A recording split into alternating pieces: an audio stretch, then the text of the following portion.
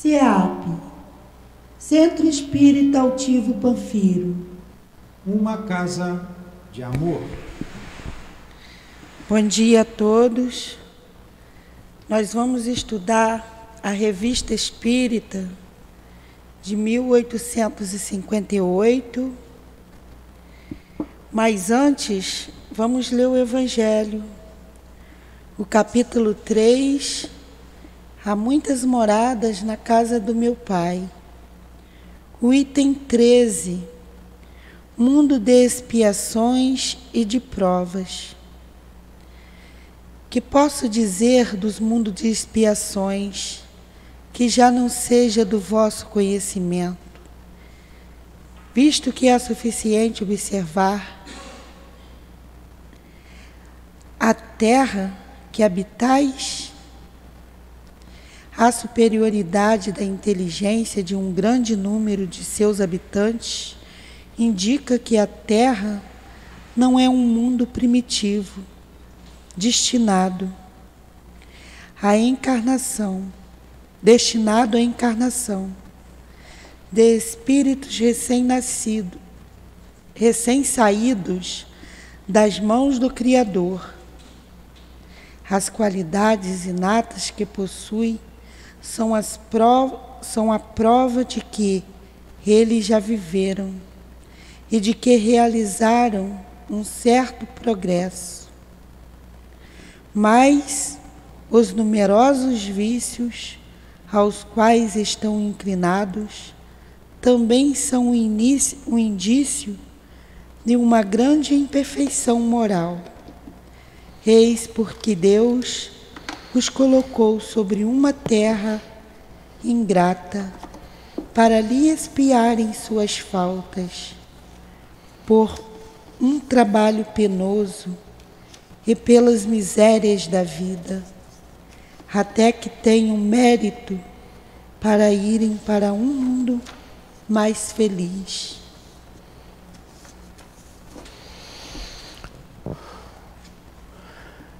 Sob as bênçãos do Senhor da vida, aqui estamos, graças a Deus, reunidos em nome dEle, em nome de Jesus Cristo, em nome da direção espiritual do CEAP, a nossa casa de amor, para estudarmos a doutrina dos Espíritos.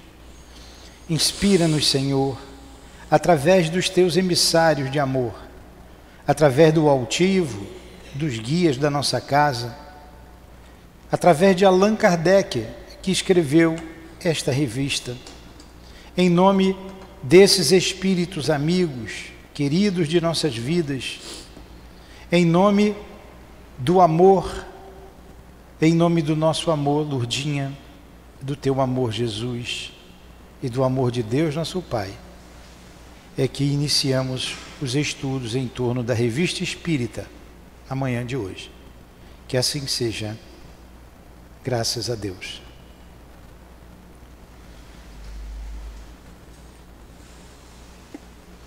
Muito bem. Então nós estamos na revista de número 3, março de 1858. Vamos estudar agora, vamos ler uma mensagem de São Luís. Confissões de Luís XI, história de sua vida, ditada por ele mesmo, a senhorita Hermance Dufour. Achou aí, Edilane? Não, qual a página? Vou começar aqui então. Falando da história de Joana d'Arc, ditada por ela mesma, e propondo-nos a citar várias passagens, dissemos que a senhorita Dufour havia igualmente escrito a história de Luís XI.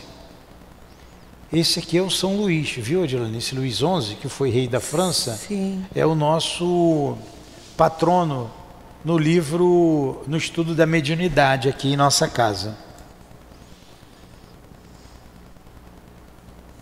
Este trabalho, um dos mais preciosos no gênero, contém documentos preciosos do ponto de vista histórico. Você sabia, Marquinhos, que era Luís XI, o patrão do nosso estudo? O rei bom, né? Nele, Luís XI se mostra o profundo político que conhecemos. Além disso, dá-nos a chave de vários fatos até aqui inexplicados. Do ponto de vista espírita, é uma das mais curiosas mostras de trabalhos de fôlego produzidos pelos espíritos. A este respeito, duas coisas são particularmente notáveis: a rapidez de execução, bastaram 15 dias para ditar a matéria de um grosso volume, e, em segundo lugar, a lembrança tão precisa que pôde um espírito conservar de acontecimentos da vida terrena. Aos que duvidassem da origem deste trabalho e o quisessem atribuir à memória da senhorita Dufour, diríamos que, na verdade, seria preciso que uma criança de 14 anos tivesse uma memória fenomenal e uma não menos extraordinária precocidade para que pudesse escrever de uma assentada uma obra dessa natureza. Mas, admitindo que assim fosse, perguntamos onde essa criança teria obtido as explicações inéditas da sombria política de Luís XI. E se não teria sido mais interessante que seus pais lhe atribuíssem o mérito das diversas histórias escritas por seu intermédio, a de Joana d'Arc é a única publicada. Fazemos votos para que em breve as outras o sejam e lhes prevemos um sucesso tanto maior quanto mais espalhadas hoje se acham as ideias espíritas. Extraímos da de Luís XI a passagem relativa à morte do conde de Charolais. Os historiadores, ante o fato histórico de que Luís XI deu ao conde de Charolais, eu não sei pronunciar, Charolais, a tenência geral da Normandia, confessam que não compreendem como um rei que era tão grande político cometeu um erro tamanho. As explicações dadas por Luís XI são difíceis de contestar, desde que confirmadas por 3 fatos de todos conhecidos: a conspiração de Constant, a viagem do conde de Charolais, em seguida a execução do culpado e, por fim, a obtenção por este príncipe da tenência geral da Normandia, província que reunia os estados do Duque de Borgonha e da Bretanha, inimigos sempre ligados contra Luís XI. Luís XI assim se exprime. Vai, Adilane. Olha o que Luís XI diz.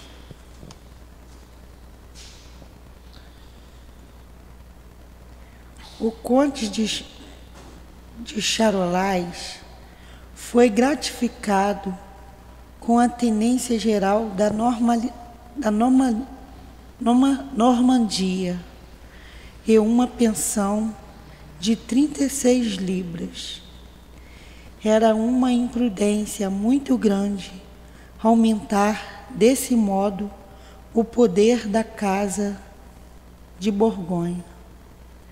Embora essa digressão nos afaste do encadeamento. Tá, só um minutinho, porque eu estou falando aí e eu estou pensando aqui, eu errei aqui no São Luís. Eu errei e deixei uma dúvida. O São Luís, rei da França, é o Luís IX, tá?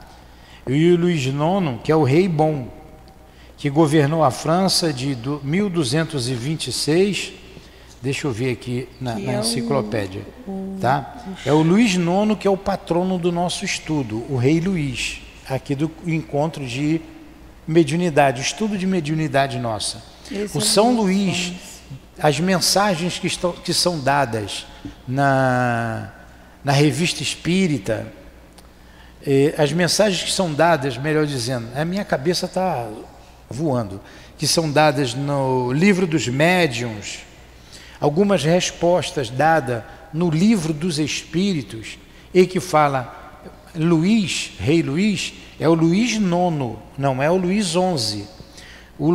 Esse Luís XI, ele vai dar a mensagem aqui dele, tá? Então, eu vou ver aqui a data que ele nasceu em 25 de abril de 1214 e morreu em agosto de 1270, com 56 anos, né? Mais conhecido como São Luís, foi o rei da França de 1226, quer dizer, século XIII, até sua morte, e um santo da Igreja Católica. Ele foi canonizado.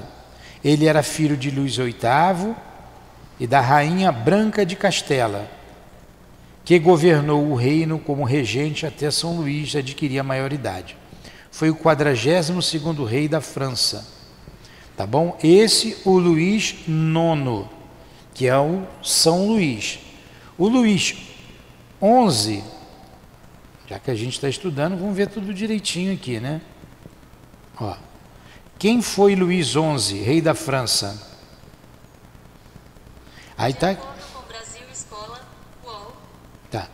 O rei Luís XI já foi no século XV, 1461 a 1483. O outro foi no século XIII, certo? Luís IX. Luís XI já no século XV. Ó, membro da dinastias dos Valois, é um dos mais famosos soberanos franceses, cujo reinado caracterizou-se pela longa luta da França para consolidar suas fronteiras, e na qual uma das condições mais importantes foi a submissão do poder feudal à coroa. Tá bom? Então, o que está aqui na Revista Espírita é o Luís XI, não é o São Luís, canonizado pela Igreja. O São Luís, canonizado pela Igreja, é o Luís IX, que é o nosso patrono aqui de estudo, e é o Luís IX que dá várias mensagens, tanto no Livro dos Médiuns, quanto no Livro dos Espíritos. Entendeu, Marquinhos? Entendeu? Aí vamos lá. Essa mensagem que a Dilane começou a ler, o Conde de Charlois, é ditada pelo próprio Luís XI, através da médium Hermance Dufour, que era uma menina, tá? Vamos lá, Dilane, começa aí de novo, por favor. O Conde de Charolais foi gratificado com a tenência geral da Normandia e uma pensão de 36 libras.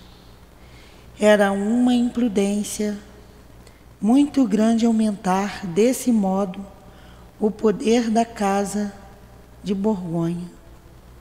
Embora essa digressão nos afaste do encadeamento dos negócios da Inglaterra, penso que é meu dever aqui explicar o motivo que me levaram a proceder dessa maneira. Pouco depois de sua volta dos Países Baixos, o Duque Filipe de Borgonha tinha caído gravemente enfermo. O Conde de Charolais amava realmente a seu pai, apesar dos desgostos que lhe haviam causado. É certo que seu caráter fogoso e impulsivo, e sobretudo minhas pérfidas insinuações, poderiam desculpá-lo. Tratou-o com perfeita afeição filial, e dia e noite não se arredava de seu leito. A crise do velho duque me levara a sérias reflexões. Eu odiava o conde e pensava que tudo devia temer. Quem afinal está falando isso aí? Isso que eu não sei. Quem está falando é o Luís XI. Ué, ele odiava ele mesmo? Não, minha filha.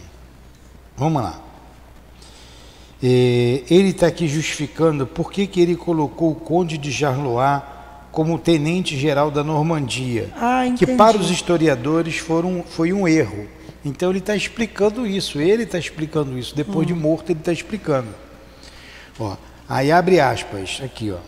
A crise do velho duque que me levara a sérias reflexões. Eu odiava o conde e pensava que tudo devia temer de sua parte. Por outro lado, ele tinha apenas uma filha de tenra idade, circunstância que após a morte do duque, o qual não dava mostras de viver muito, teria ocasionado uma menoridade que os flamengos, sempre turbulentos, teriam tornado extremamente tempestuosa. Eu então poderia ter me apoderado facilmente, se não de todos os bens da casa do Borgonha, pelo menos de uma parte, quer mascarando essa usurpação com uma aliança, quer lhe deixando tudo quanto a força lhe dava de odioso. Havia mais razões do que era preciso para mandar envenenar o conde de Charleroi. Aliás, a ideia de um crime não me espantava mais. Consegui seduzir o despenseiro do príncipe Jean Constantin.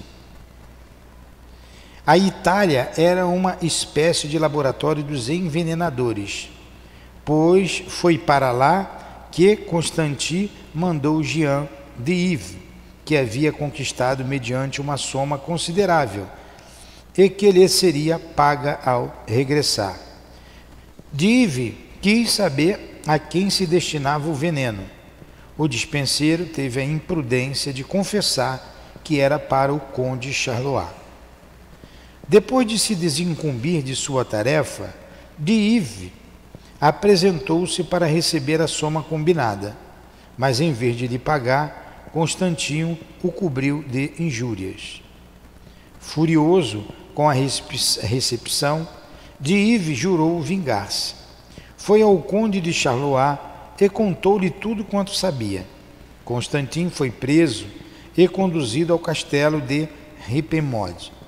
O medo de ser torturado levou-o a confessar tudo, salvo a minha cumplicidade, esperando talvez que eu intercedesse em seu favor.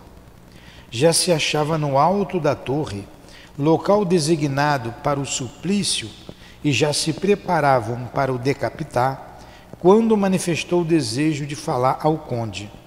Contou-lhe então o papel que eu havia desempenhado nessa tentativa.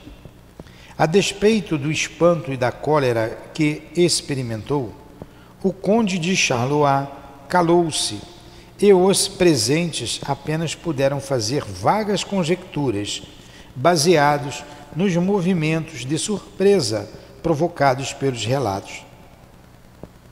Apesar da importância desta revelação, Constantin foi decapitado e seus bens confiscados, mas foram entregues à família pelo Duque de Borgonha. Seu delator teve a mesma sorte, devia em parte à imprudência de uma resposta dada ao príncipe de Borgonha.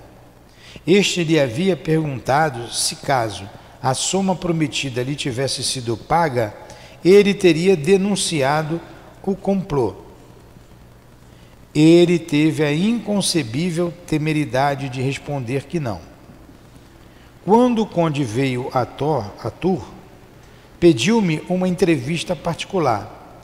Nela deixou extravasar todo o seu furor e encheu-me de censuras.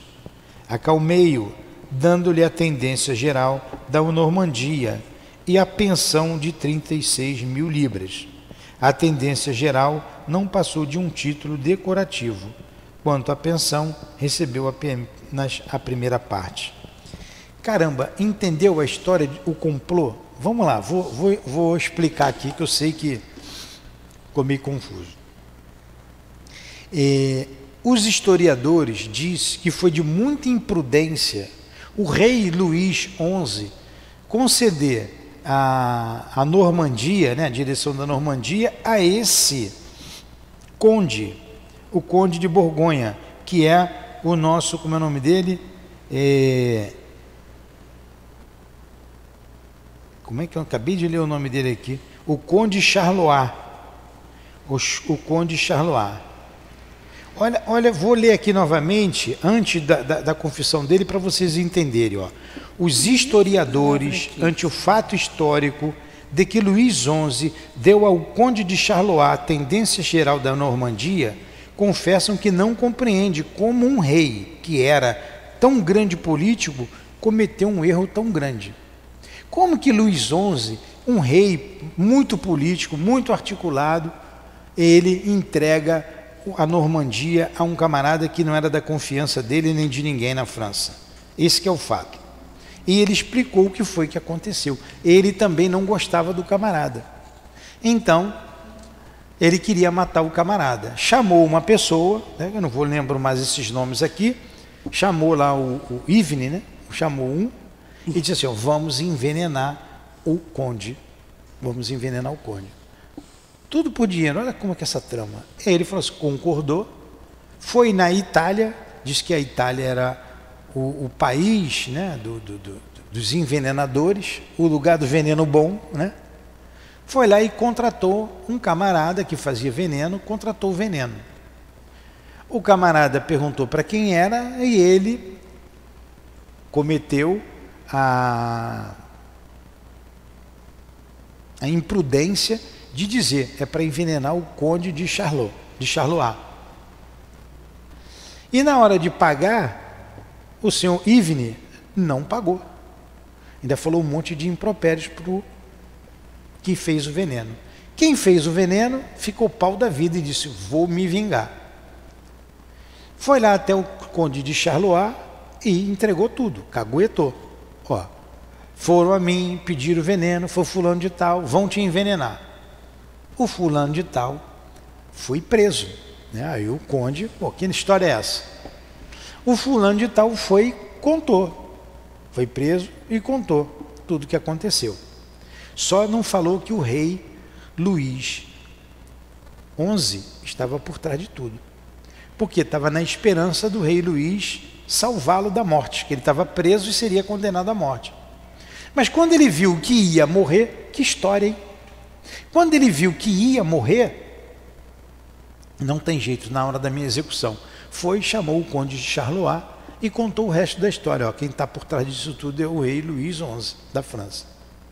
O camarada ficou pau da vida, mandou matá-lo do mesmo jeito e depois foi atrás do Luís XI para tirar satisfação.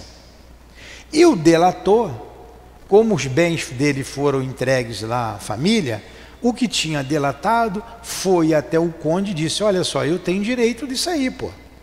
Foi eu que entreguei tudo, eu que entreguei o bandido, ou você me fez uma ameaça, ou vocês me dão, eu vou contar tudo. O que o conde fez?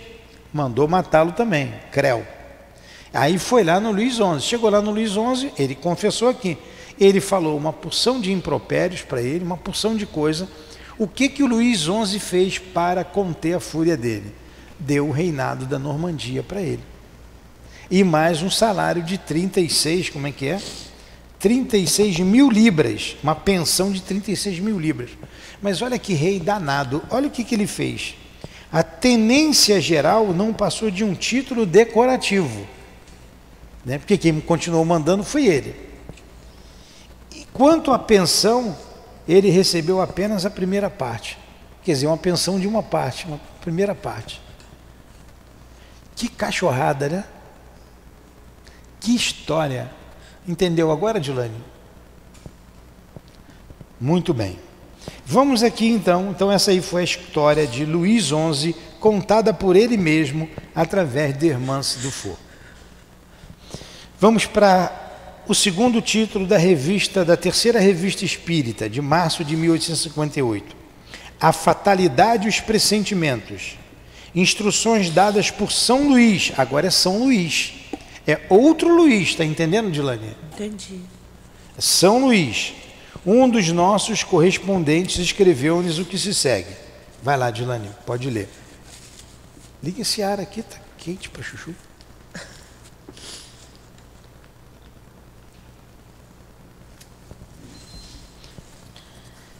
A fatalidade e os pressentimentos. Instruções dadas por São Luís. Um dos nossos correspondentes escreveu-nos a que segue. Em setembro último, um barco ligeiro, fazendo a travessia Dunkerque, de Dunker, foi surpreendido por um temporal durante a noite. O barco virou e pereceram 4 dos 8 homens que compunham a tripulação. Os outros 4, entre os quais eu me achava, conseguiram manter-se sobre a quilha do barco. Continua.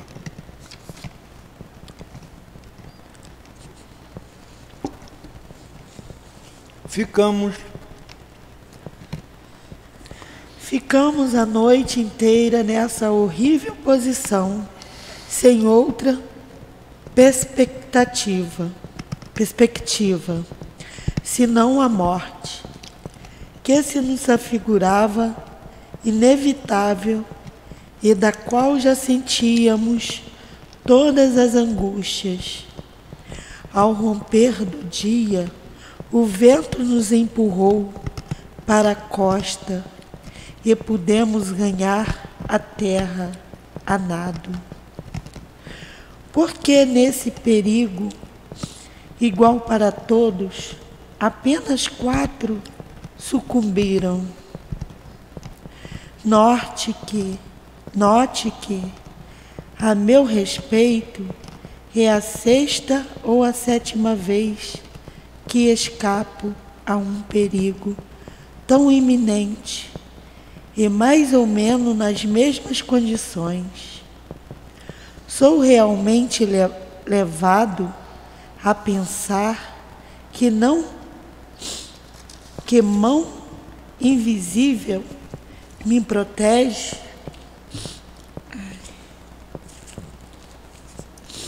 Que mão invisível me protege.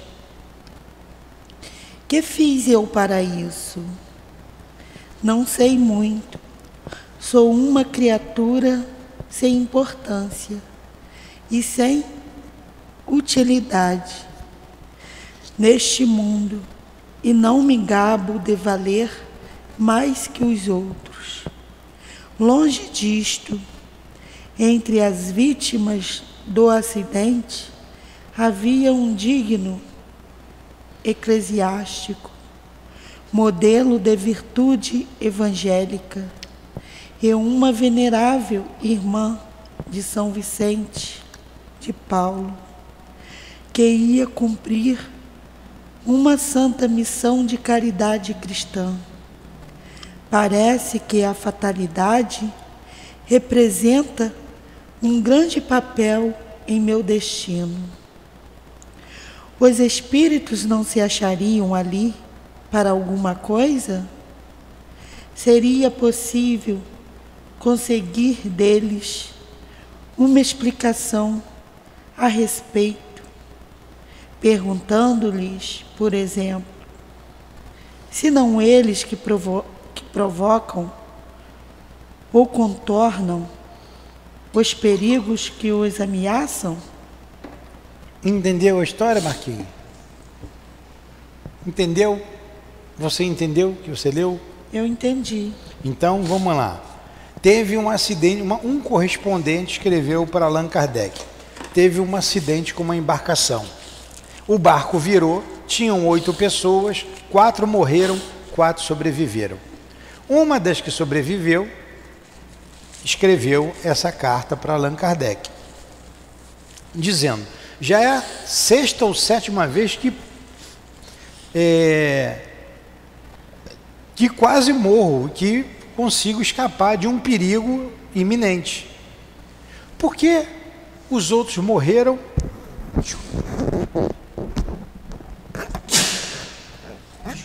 Ele jogou o coronavírus em cima de mim.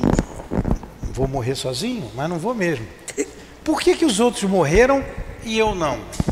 E ali, dentre os falecidos, estava de um padre, um homem bondoso, um homem caridoso, de uma freira que pertencia lá ao grupo de São Vicente de Paulo, que iam numa missão de ajuda ao próximo. Eles pereceram e eu não. Por que isso? Aí o Kardec vai perguntar a São Luís por que aquilo aconteceu. Aí faz a pergunta a São Luís, ó. Quando um perigo iminente ameaça alguém, é um espírito que dirige o perigo, e quando dele escapa, é outro espírito que o desvia? Resposta: quando um espírito se encarna, escolhe uma prova. Escolhendo-a, cria-se uma espécie de destino que não pode conjurar, desde que se submeteu. Falo das provas físicas, conservando seu livre-arbítrio sobre o bem e o mal. O espírito é sempre livre de suportar ou repelir a prova, vendo fraquejar, um bom espírito pode vir em seu auxílio, mas não pode influir sobre ele, de modo a dominar sua vontade. Um espírito mau, isto é, inferior, mostrando-lhe e exagerando o perigo físico, pode ficar menos livre. Vamos lá. Quando um espírito encarna, escolhe uma prova. Escolhendo-a, cria-se uma espécie de destino e não pode conjurar, desde que se submeteu. Falo das provas físicas. Conservando seu livre-arbítrio sobre o bem e o mal, o espírito é sempre livre de suportar ou repelir a prova. Vendo-o fraquejar, um bom espírito pode vir em seu auxílio, mas não pode influir sobre ele de modo a dominar sua vontade. Um espírito mau, isto é, inferior, mostrando-lhe exagerando o perigo físico, pode abalá-lo e apavorá-lo, mas nem por isso a vontade do espírito encarnado fica menos livre de qualquer entrave. O que ele respondeu aqui? Ele está respondendo para você encarnou. Antes de você encarnar, você escolheu algumas provas, é a natureza das provas. E essas provas que você terá que passar, porque você escolheu, você vai passar. Ele está falando aqui das provas físicas, não das provas morais. Porque com relação às provas morais, eu tenho um livre-arbítrio de ceder ou não ceder. Um espírito mau pode até exagerar diante de meus olhos algo que está para acontecer, para me amedrontar. Mas eu sou sempre livre de escolher. Eu tenho um livre-arbítrio. Eu escolho. Quantas escolhas você fez? Você que escolheu. Pode até um espírito falar na tua cabeça, mas você escolheu. Então, lá naquele mal que afundou o barco, na verdade, vamos ver se ele vai dizer aqui na frente. Na verdade, eles tinham que passar por aquilo. Foram provas escolhidas, provas físicas. E queriam passar de qualquer maneira, iriam perecer daquela forma. Era um resgate qualquer que eles tinham. Vamos ver o que ele pergunta e o que ele responde na segunda pergunta. Quando um homem está na iminência de ser vítima de um acidente, parece-me que o livre-arbítrio nada vale. Isso é Allan Kardec falando. Pergunto, pois se é um mau espírito quem provoca tal acidente, e se de algum modo é a sua causa, e no caso em que escape ao perigo, se um bom espírito vem em seu auxílio. Entendeu a pergunta? Quer dizer, qual é a pergunta que ele está falando? Vai acontecer um acidente. Acontece o acidente. Nesse caso, não tem livre-arbítrio, o acidente aconteceu. Caí da escada. Pô, agora mesmo eu estava lá no terreno, o engenheiro cismou de subir no muro, um muro mais alto do que aqui, um muro alto. Ele caiu. Não, e já estava numa altura de mais de 3 metros, e ele botou uma escada de mais ou menos 3 metros para subir no outro muro. Então já estava num lugar alto, que era uma coisa. Eu falei, cara, não sobe. E ele gordinho, nada contra os gordinhos, mas você com sobrepeso, você tem mais dificuldade. Não, eu vou subir, segura a escada aí. Eu falei, meu Deus do céu. Eu seguro a escada aí. Pô, se ele cai, o que eu ia fazer? Eu sem um braço, não tem problema no braço. Se ele cai, eu corria, pô. Mas ele subiu, eu rezei para ele subir e descer. Aí ele ainda me vai e coloca o pé no muro, segura aí. Era um muro cheio de caco de vidro. Olha como que a gente dá chance para o azar. E aquilo ali, na verdade, é imprudência. É imprudência. Aquilo ali não está escrito. Eu falei assim, eu vou ser testemunha de um crime. De um crime aqui. Porque, olha, que coisa. Aí é imprudência. Agora acontece aqui, caiu aqui o teto na nossa cabeça. Só eu morri, vocês não. Eu morri. Estava escrito isso, era para acontecer. Caiu o teto porque um espírito mau jogou o teto na minha cabeça.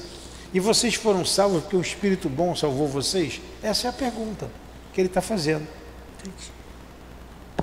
Responde aqui, Os bons ou os maus espíritos não podem sugerir senão pensamentos bons ou maus, conforme sua natureza. O acidente está marcado no destino do homem. Quando tua vida é posta em perigo, é sinal que tu mesmo desejaste, a fim de te desviares do mal e te tornares melhor. Quando escapas ao perigo, ainda sob a influência do perigo que correste, pensas mais ou menos fortemente, conforme a ação mais ou menos forte dos bons espíritos que te tornaras melhor. Sobrevindo o mau espírito, e digo mal subentendendo o mal que nele ainda está, pensas que igualmente escaparás a outros perigos e novamente te entregarás às tuas paixões desenfreadas. Então vamos lá. Quando tem que acontecer alguma coisa, vai acontecer. Não é porque é o bom espírito ou o mau espírito. O bom espírito sempre vai aconselhar coisa boa. O mau espírito sempre vai aconselhar coisa má. Tá? Foi o que ele colocou aqui.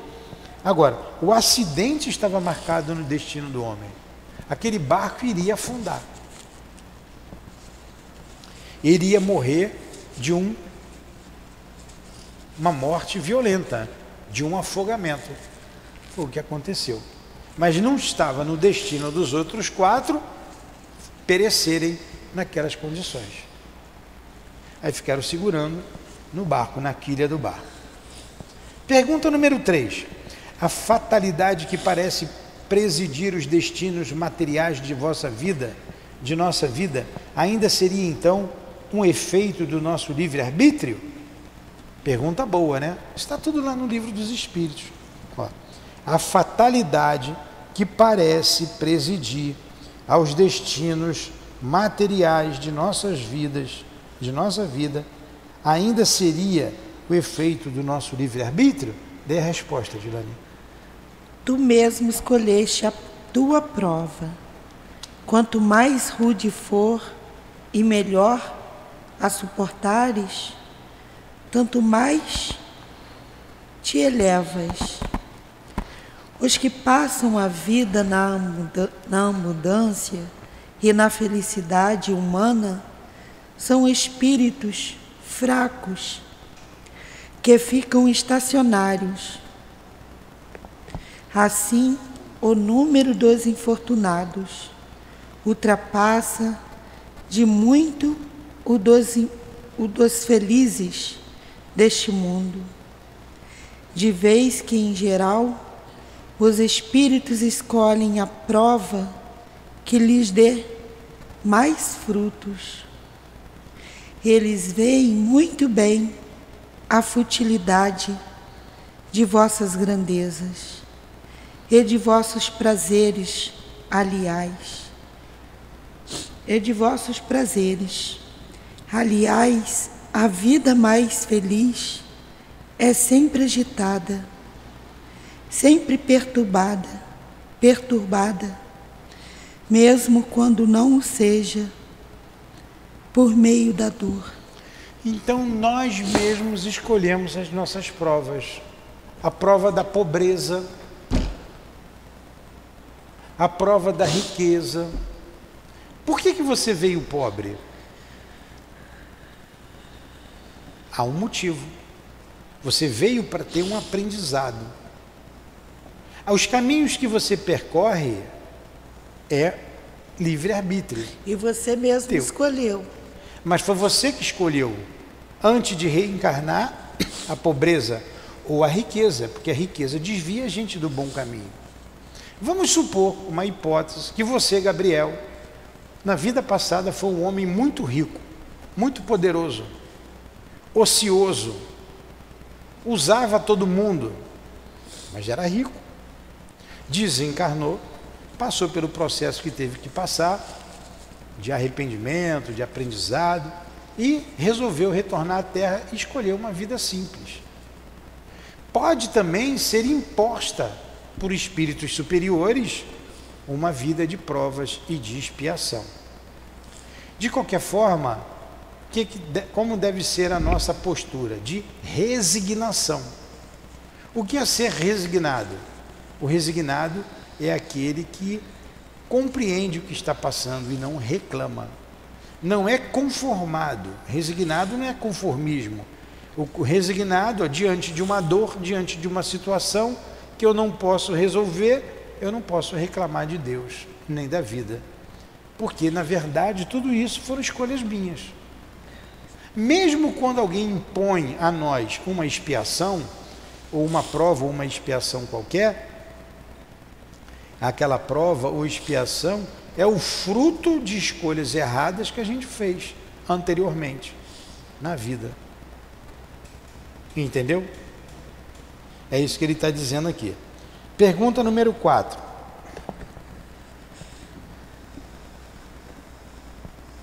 Compreendemos perfeitamente esta doutrina, mas isto não explica se certos espíritos têm uma ação direta sobre a causa material do acidente.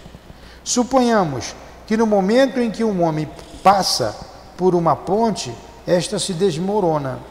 Quem levou o homem a passar por esta ponte? Vai, Edilane.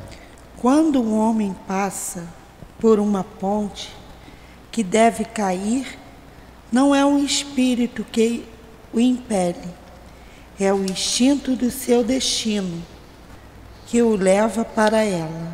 E quem fez a ponte desmoronar? As circunstâncias naturais. A matéria tem em si as causas da destruição. No caso vertente, se o espírito tiver necessidade de recorrer a um elemento estranho à sua natureza para mover forças materiais, recorrerá antes à intuição espiritual. Assim, devendo desmoronar-se aquela ponte, tendo a água desajustado as pedras que a compõem ou a ferrugem roído as correntes que a sustentam. O espírito, digamos, insinuará antes ao homem que passe por esta ponte. Não irá romper uma outra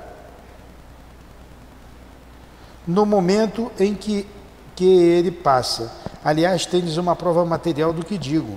Seja qual for o acidente, ocorre sempre naturalmente, isto é, as causas se ligam umas às outras e o produzem insensivelmente. Aí no exemplo que ele colocou aqui, o homem vai cair, vai passar por uma ponte. A ponte está podre, uma ponte de madeira, atravessando o rio. A ponte, quando ele está passando a ponte, quebra e ele cai no rio. Ele não viu que a ponte estava podre. Ele perguntou, foi um espírito que derrubou ele, que cortou, que arrebentou a corda da ponte para cair? Não. Ele tinha que perecer daquela forma. Um espírito pode ter até intuído, vai. Ele foi. Como a ponte já estava podre, ele não prestou atenção, ele caiu. Entendeu? É igual o camarada ali agora, que eu achei imprudência da parte dele, fiquei muito nervoso. Se o muro cai, vamos supor que o muro que ele encostou, a escada, cai. O muro era alto e ele morre. Aí era diferente, né? O muro estava podre, ele não viu que o muro estava podre. Tudo bem? Vamos terminando aqui com a pergunta número 6. Faz a pergunta, Adilane, que eu leio a resposta. Ah, tá. Tomemos um outro caso em que a destruição da matéria não seja a causa do acidente. Um homem mal intencionado dá-me um tiro. A bala apenas passa de raspão. Teria sido desviado por um bondoso espírito? Não. Só porque é só essa respostinha, entendeu? 7. Podem os espíritos advertir-nos diretamente de um perigo? Agora sim. Eis um fato que parece confirmá-lo. Uma senhora saiu de casa e seguia pela avenida. Uma voz íntima lhe dizia que voltasse para casa. Ela vacilava. A mesma voz fez-se ouvir várias vezes.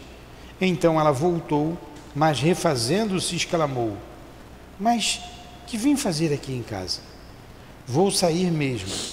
Sem dúvida, isto é efeito de minha imaginação. Então retoma o caminho. Dados alguns passos, uma viga que tiravam de uma casa, batendo-lhe na cabeça, e ela cai desacordada. Caraca, que voz era coitada. aquela? Não era um pressentimento do que iria acontecer? Resposta: era um instinto. Aliás, nenhum pressentimento tem essas características. São sempre vagos. Então vamos lá. Agora vocês vejam. Na outra pergunta anterior... Era o instinto? O instinto dela. Chamou ela para morrer? Tinha que passar por aquilo. Caraca. Ela sabia. Na pergunta anterior, quando ele falou de um tiro, foi um espírito que desviou a bala? Não. Uma vez a bala saindo do revólver, ou melhor dizendo, o projétil saído da arma, ele vai seguir o seu curso normal. Se não pegou em você, é porque não era para pegar. Um espírito pode até embaralhar a vista daquele que vai atirar, mas não desviar o curso do projétil que já saiu da arma. Por isso que ele falou não. E nesse caso aqui, ele perguntou se um espírito pode diretamente nos advertir de um fato perigoso. E ele contou a história dessa senhora, que resolveu sair de casa a si mesma, e quando saiu, a viga bateu na cabeça dela. Ela tinha que passar por aquilo. Depois que ela saiu, ela escutou uma voz: volta, e ela voltou e acabou sendo morta pela viga. Tinha que perecer daquela forma. Pois é. Pergunta número 8 e última pergunta. Que entendeis por voz do instinto? Entendo que antes de encarnar-se, o espírito tem conhecimento de todas as fases de sua existência. Quando estas têm um caráter saliente, ele conserva uma espécie de impressão em torno do seu íntimo, e tal impressão, despertando ao aproximar-se um instante, torna-se pressentimento. Por meu pai, antes de morrer, meu pai morreu de morte violenta, foi assassinado. 1 mês, 2 meses antes da morte, ele falou que ia morrer, e como seria a morte dele. Então estava previsto no curso da sua vida desencarnar por morte violenta. Entendeu? Aí tornou-se um pressentimento para ele. Nota: as explicações acima se referem à fatalidade dos acontecimentos materiais. A fatalidade moral é tratada de maneira completa em O Livro dos Espíritos. Porque quanto em relação à vida moral, não existe fatalidade. A fatalidade é somente com relação à vida material. E fatal mesmo, como está no livro dos Espíritos, só o momento da morte o é. O momento da morte é fatal.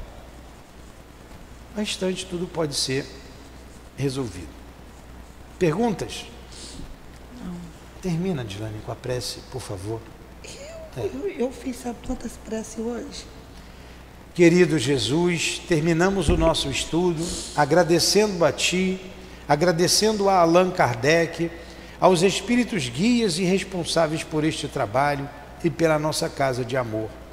Em nome do nosso irmão altivo, em nome desses espíritos amigos que conduziram esses estudos, em nome do nosso amor, Lourdinha, do amor que vibra nesta casa, em nome do Teu amor, Jesus, e do amor de Deus, nosso Pai, é que damos por encerrados os estudos em torno da Revista Espírita do dia de hoje. Que assim seja, graças a Deus. Graças a Deus.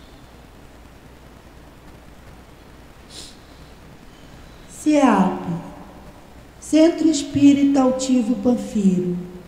Uma casa de amor.